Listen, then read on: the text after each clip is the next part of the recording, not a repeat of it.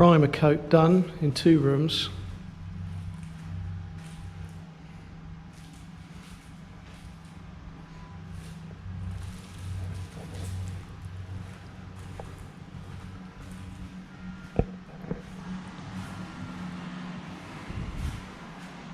A little bit more work here. Toilet seat and some towel rails. Everything else is fixed and watertight.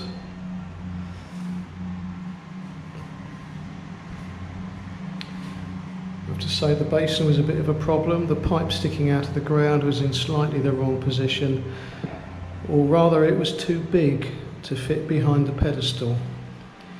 So I had a bit of fiddling around cutting that down a bit, but that fits perfectly now.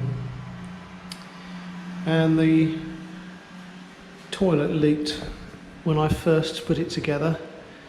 Water was pouring out the bottom here, and so I've ended up siliconing all the joints inside, which has now made it watertight. And I've just managed to get the toilet in against the wall, so that's worked out very well. It's been a while since I've been in this room. I'm doing the final regrouting, forcing grout deep into joints where there seems to be a bit of hollow sound. So I'm just doing that in the hope that that will not necessarily cure the hollowness, but it will certainly make it less likely to be a problem from the point of view of water getting inside. Anyway, I won't know about the hollowness of the tiles until tomorrow when it's all dried off.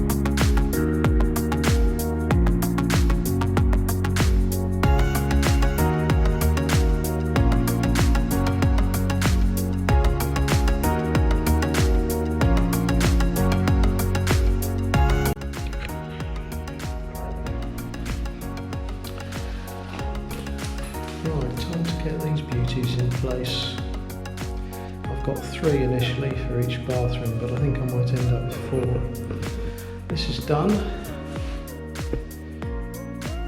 I've actually pressure tested this as well. I turned the water on and I've got no leaks, so I'm very pleased. First time this time. No problem with the toilet. In fact, it was very, very easy this time because I learnt from my previous mistakes. And the basin here was much better, much easier to do because the pipe coming out of the ground was in the right position. I would advise anyone that's doing their own pipe work not to bring a big pipe out like I did, a 3-inch one, but to have a 3-inch run to the waste wherever you're running it to, so there's less likelihood of it blocking. But just underneath where you're going to lay the floor, reduce it down to 1 3/4 inches and bring it quite close to the wall so that you've got plenty of room for a pedestal if that's your choice of fitting. Now these towel rails are something that I've found in Thailand and I love them. I've put them in other places before. I've even put them in rental properties with the landlord's permission to give me extra storage.